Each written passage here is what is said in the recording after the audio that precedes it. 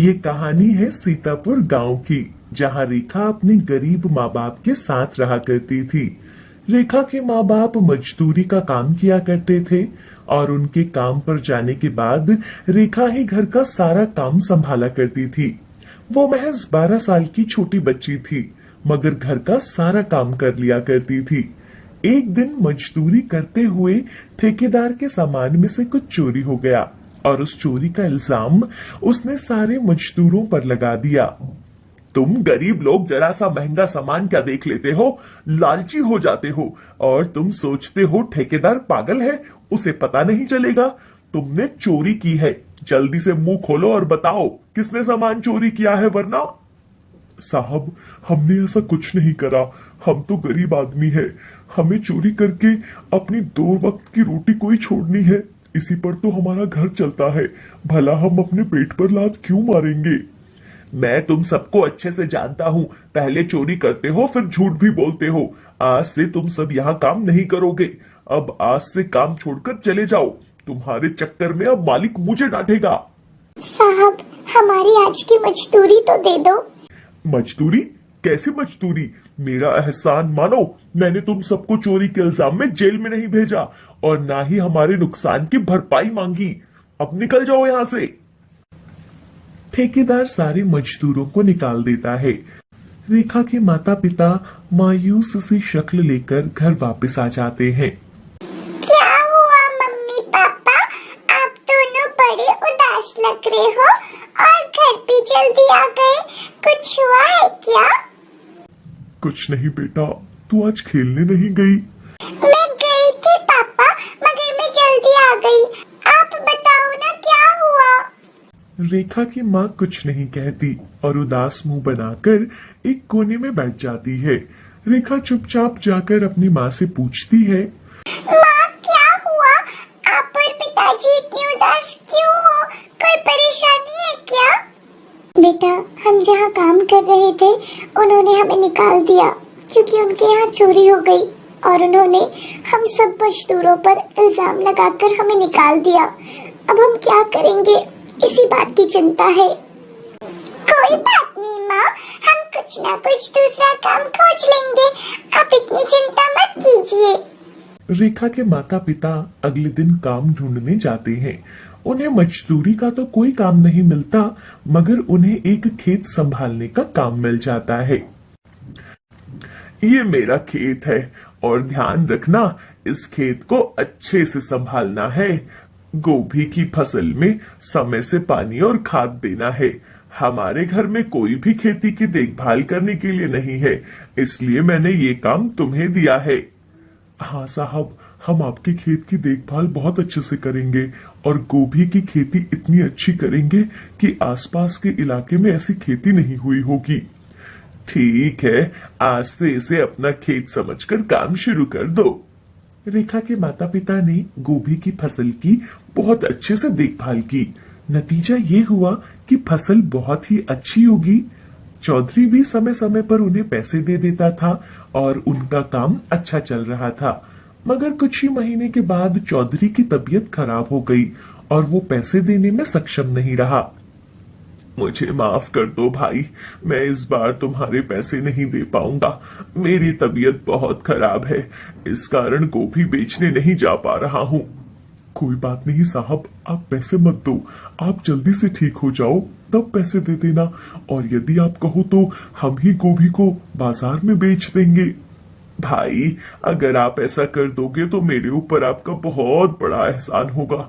मैंने गोभी की फसल में बहुत पैसा लगा दिया, अगर ये अभी नहीं बिकी तो काफी नुकसान होगा। ठीक है साहब, हम इसे बेच देंगे। रेखा की माँ बाहर आकर कहती है, अरे आप ऐसा क्यों कह रहे थे? हम गोभी बेच तो देंगे, पर हमारे पैसों का क्या होगा? घर कैसे चलेगा? और अगर सही होकर भी उन्होंने हमें पैसे नहीं दिए तो हम क्या खाएंगे? ये तुम क्या कह रही हो? आज तक उन्होंने हमें समय पर पैसे दिए हैं, अब उनका समय खराब है तो क्या हम उनका साथ छोड़ दें? हमें उनकी भी मजबूरी समझनी चाहिए। रेखा के माता पिता अब गोभी को बाजार में बेचने लगे और सारे पैसे चौधरी को देने लगे। अब उनके घर के हालात बहुत बिगड़ रहे थे। दूसरी तरफ चौधरी के सारे पैसे उसके इलाज में लग रहे थे। थोड़े दिन में रेखा के परिवार के खाने के लाले पड़ गए। तभी उन्हें एक दिन चौधरी ने अपने पास बुलाया। भाई, आजकल कोई सगा भी इतना साथ नहीं देता जितना तुम लोगों ने दिया है। मेरी बीमारी में भी तुमने मेरा साथ नहीं छोड़ा, बिना पैसे के मेरे खेतों में काम किया। तुम्हारा बहुत बहुत शुक्रिया। साहब, ये आप कैसी बात कर रहे हो? इंसान ही तो इंसान के काम आता है। मुझे लगता है अब मैं ज्यादा समय जिंदा नहीं रहूंगा। मेरा कोई भी नहीं है, इसलिए मैं चाहता हूं कि अब से तुम लोग मेरे खेतों को संभालो।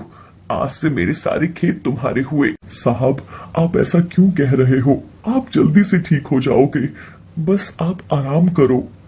नहीं नहीं, अब मैं सही नहीं होऊंगा। अब मेरी आखिरी इच्छा है कि मेरी मृत्यु के बाद मेरी सारी अस्थियां मेरे खेतों में ही डाली जाए। मेरे खेत ही मेरा सब कुछ है। चौधरी के इतना कहते ही उसके प्राण उसके शरीर से निकल जाते हैं। रेखा के माता पिता उनका अंतिम संस्कार करते हैं और जैसा चौधरी की इच्छा थी उनकी अस्थियां खेत में डाल दी। एक दिन रेखा के माता पिता खेत में काम करते हुए बात कर रहे थे। अजी सुनो, ये खेत तो चौधरी जी ने हमें सौंप दिए, पर आप तो जानते हो ना कि हमारे पास इतने पैसे कहाँ हैं जो हम गोभी की खेती कर सकें। हमने तो सारी गोभी तोड़कर बाजार में बेच दी थी। अब तो सिर्फ थोड़ी जगह ही गोभी बची है, पर इससे तो इतने पैसे नहीं आएंगे कि हम आगे भी खेती कर सकें। तुम कह तो सही रही हो, पर क्या कर सकते हैं? सब कुछ भगवान पर छोड़ देते हैं। जैसा भगवान चाहेंगे वैसा ही होगा। अजी, आज घर में ना कोई भी सब्जी नहीं है, तो मैं गोभी को यहीं से तोड़कर ले जाती हूँ। कम से कम आज का काम तो चलेगा, फिर बाद में सोचते हैं कि क्या करना है। वो दोनों एक गोभी तोड़कर घर ले जाते हैं। रेखा की माँ खाना बना रही होती है। अरे, इससे अच्छा तो मैं एक और गोभी तोड़ लेती, कम से कम सब्जी तो अच्छे से बन जाती। उसके ऐसा बोलते ही गोभी दुगनी हो जाती है।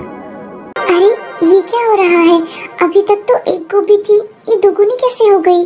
मैं दोबारा बोलती हूँ, काश मेरे पास और गोभी होती। रेखा की माँ के ऐसा बोलते ही गोभी से 2 की 4 हो गई। ये चमत्कार देखकर रेखा की माँ रेखा और उसके पापा को बुलाकर लाती है। अजी देखो, मैं एक गोभी लाई थी और अब यहाँ पर 4 गोभी हो गई। ये जादुई गोभी है।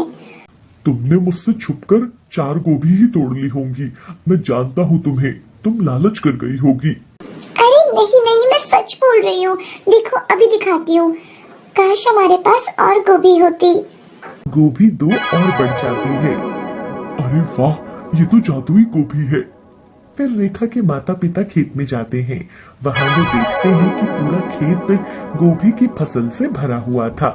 उन्होंने एक गोभी तोड़ी, तुरंत ही वो जादुई गोभी के कारण 2 हो गई।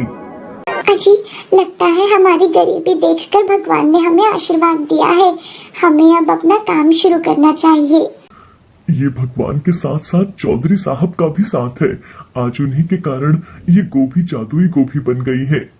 फिर रेखा के पिता जादुई गोभी की फसल की खेती करते रहते हैं।